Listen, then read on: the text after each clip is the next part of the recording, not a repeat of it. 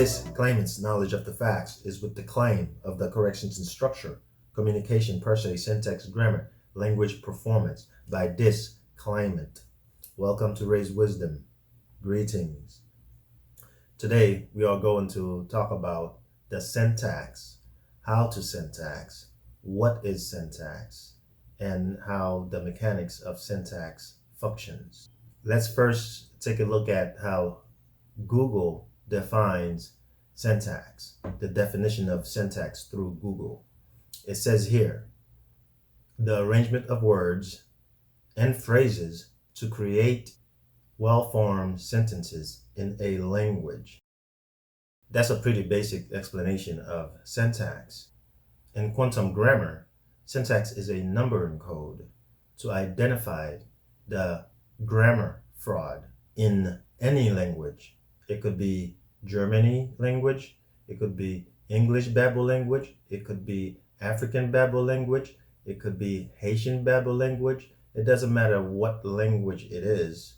The syntax identifies the fiction and the fraud that's happening in these languages with the communication, with the contract, with the grammar.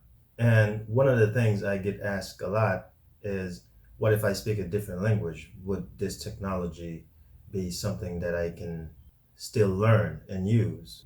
I would say, of course. It doesn't matter what language you speak. Quantum grammar covers all languages. It's the same basics.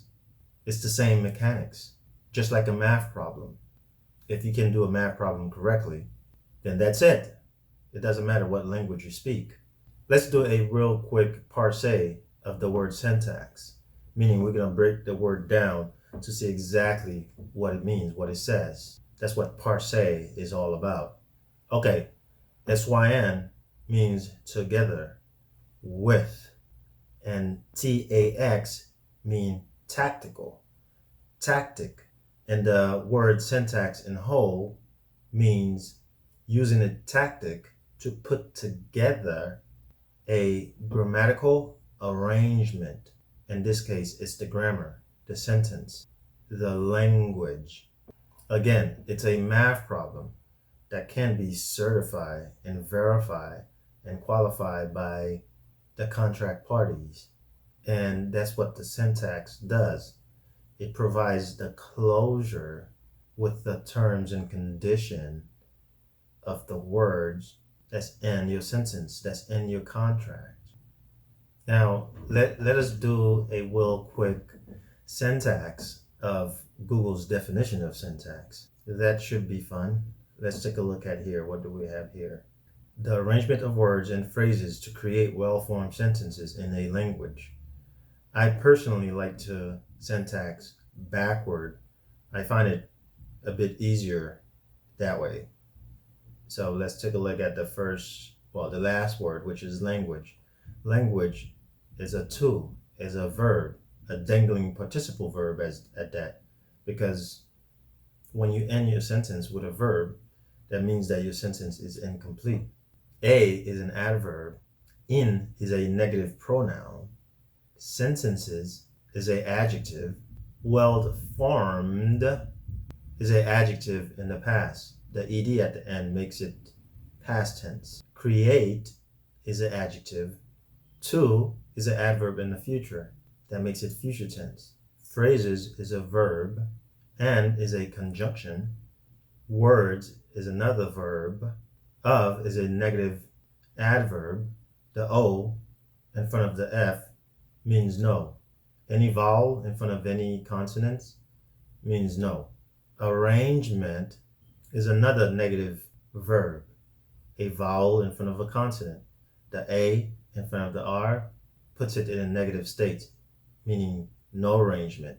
And the is an adverb. So what do we have here? We have the, which is a one, which is an adverb. Arrangement, which is a negative verb, which is a -2. Of, which is an adverb, which is a -1. Word is a verb, which is a 2.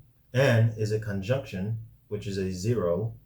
Phrases is another verb because the conjunction doesn't modify anything. It's a bridge. It's neutral. To, which is an adverb in the future, so we'll give that a 1.9. Create is a adjective. Well-formed is an adjective in the past, which is a 3.8. Sentences is another adjective, which is a 3. Modifying the pronoun in, which is a -4. The I in front of the N means no. And A is an adverb modifying the verb language. Now, we use a vowel in front of a consonant in correct sentence structure in our positional and loadials. Why do we do that? How can we still use a vowel in front of a consonant and claim that it's no contract? It's because in quantum grammar, correct sentence structure, we provide the closure to the positionals and loadials and facts. That's what the syntax keys provides. It provides the closure in the terms and condition of our position, loadials, and facts. We're not positioning the of or a as facts in correct sentence structure. Okay? So keep that in mind. Now, what makes us arrange them that way? There's actually 5 syntax sequence that are used to perform syntax of a fiction document to identify the language fraud. The first one is adverb verb 1 and 2. The second one is pronoun adverb verb 4, 1, 2. The third one is adjective adjective pronoun 3, 3, 4. The fourth one is adverb adjective pronoun 1, 3, 4. The fifth one is pronoun adverb adjective pronoun 4, 1, 3, 4. Now, the adjective adjective pronoun is the only one I personally allow to repeat itself in a sentence. I may find adjective adjective adjective adjective adjective pronoun. Some people do that too with the adverbs, but me personally, I don't do that. I'm not saying there's anything wrong with it or not. I simply don't use that construct. It's my personal preference. With the adverb verb, you can go adverb verb, adverb verb, adverb verb all the way. It still have the sequence adverb verb. Okay, let's see if we could find these sequences, these 5 sequences in the definition of syntax from Google. The arrangement, adverb verb, of words, adverb verb, it's another one, it's the same one. To create well-formed sentences in, that's adverb, adjective, adjective, adjective, pronoun, that's another one. A language, adverb verb. And the fourth one, of course, is adverb, adjective, adjective, adjective, pronoun. The only one that's missing here is the pronoun, adverb, adjective, pronoun. Now, why exactly do we arrange them that way? And what are the do's and don'ts when syntaxing? If you keep some of these things I'm about to tell you in mind, then it will come to you. It will come together. Just give it some time and practice, practice, practice, practice syntaxing, practice parsing, practice writing correct sentence structure. Look for the adverb, verb, adjective, pronoun in a sentence and simply put the number and code on top of them once you identify them. Once you detect a pronoun, adverb, verb, simply put the syntax keys, the syntax codes. There are 9 of them, from 0 to 9. And keep in mind, a sentence will always begin with either a pronoun or adverb or an adjective, just like you see here in the 5 sequence. And a sentence will always end with either a pronoun or a verb. When you syntax a fiction document, that's what you'll find. The pronoun doesn't modify anything. The adverb and adjective modifies a word in front of it or behind it. Nothing comes behind a pronoun. Of course, you can have a conjunction behind a pronoun or a break in the continuance. An adverb could be considered as a break in the continuance, but it doesn't necessarily come behind the pronoun is simply the sequence of adverb that may be starting again. As for the conjunction doesn't modify anything. It is simply a bridge. It is neutral. And the conjunction could go pretty much anywhere because, like I said, it doesn't modify anything. And behind an adverb, you can only have an adjective or a verb, but you cannot have an adjective in front of an adverb, but you can have a verb in front of an adverb and behind an adverb, and that's it. And behind an adjective, you can only have another adjective or a pronoun. It modifies a pronoun. And in front of the adjective, you can only have another adjective or an adverb. You beginning to see how this works? Now, if you decide to put a conjunction, or if you found a conjunction in between any of these words, well, what happened is it's either it's going to be the same word that was in front of the conjunction, which is an adjective, is either going to be the adjective that crossover. You're going to have adjective, conjunction, adjective, because again, the conjunction doesn't modify anything. Or you can have the adjective, conjunction, adjective, adjective, adjective, adjective, pronoun. Or you can have an adverb, conjunction, adverb, verb. Behind the conjunction is going to be the same word that was in front of it, which is the same syntax key. Or an adverb, conjunction, adverb, adjective, pronoun. This is all depends on what the sentence indicates the syntax is going to be. And again, reason that is adverbs and adjective are the modifiers. They the one that's coloring the words.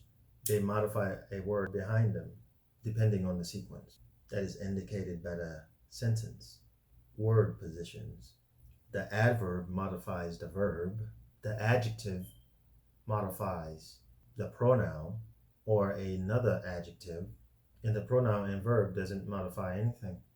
And the pronoun and verb can be any word in the English language, and the fiction babble language, of course. A adjective is considered to be a tangible contract word, meaning it's a word that you and I can certify. We know what that word is. It's a tangible word, like car or keys or gratitude. It's tangible. We can use it. We can probably feel it or hold it in our hands. Whereas the adverb is a non-tangible contract word. We don't really know what that is. We don't really know what an in or a is. We cannot hold an in or a out or a in our hands. You can't be a in or a. And that's what make adverb non-tangible, no contract words. And so this is the sequence. That is what's happening in the fiction babble language all over the planet. If you look at Google's explanation of syntax, is a clear example of this. The darn thing is written in fiction. It doesn't say anything. And it ends with a verb, a dangling participle verb. So the sentence is incomplete. And the sentence is in a negative state. It exists in the past and the future. It doesn't say anything. And it's not even complete, which is pretty funny. And that is what syntax is all about. It helps you to identify these fraudulent languages in a document, in a sentence. The sentence from Google have no 5, 6, and 7s. There's no positional lodio facts in that sentence. I'm guessing it was on purpose. It's written in adverb, verb, adjective, pronoun. Babble language. I will make a video in the future going in details, explaining all these things in depth, like why a vowel in front of a consonant or two consonant means no, and we'll do some more syntax and Parsing. Actually, the next video coming up is a Parsing video. Parsing of words and what makes a word non-tangible, intangible, contract, and how to construct a correct sentence structure sentence with a positional loaded fact. And so the next video will delve into how to correctly do parsing of words. We'll learn how that works and how you can start parsing words and maybe even begin to create your own dictionary. But for now, your homework is to go around and start syntaxing everything that you see, anything that you see. Whatever you see, if you can, syntax it. Whether it's one word, a word by itself is a pronoun. In two words, it's either going to be a adverb verb or a adjective pronoun. In three words, it's either going to be pronoun, adverb, verb, or adjective, pronoun. And four words will either be adverb, verb, or adjective, pronoun, or pronoun, adverb, adjective, pronoun. Just remember the 5 sequences and start putting them on top of whatever word is a pronoun, whatever word is an adjective, whatever word is a verb, whatever word is a conjunction, which is a 0. Simply identify the adverb verb and put the syntax code keys on top of them. And that's it. Start your name. Start syntaxing your name. See how that works. If your name have 2 words in it, well, that's adjective pronoun. If your name have 3 words in it, well, that's adjective pronoun. That's if you're not writing it in correct sentence structure, which is colon, your first name, and then colon, your last name. Now, if your word have 3 words in it, you put colon, your first name, then hyphen, then your middle name, then colon, then your last name. Some people like to put the colon in the middle after the middle name, if you have a middle name, or after the first name, if you have a first name. That depends on how you want to convey it. And don't forget to underline your name whenever possible. And also, the first letter of your name should always be capitalized. And the first letter of your middle name should always be capitalized. And the first letter of your last name should always be capitalized. Okay? Don't forget that. Okay, we're gonna stop here. I am going to continue to do these mini quantum grammar videos. I am going to make an announcement in the future where you can find a in-depth course on quantum grammar mechanics for those who are serious about this technology. Quantum grammar, correct sentence structure, communication, per se, syntax, grammar, language, performance, and Raise Wisdom. This channel will be here to help you learn this technology, correct sentence structure, communication, per se, syntax, grammar, if you want it.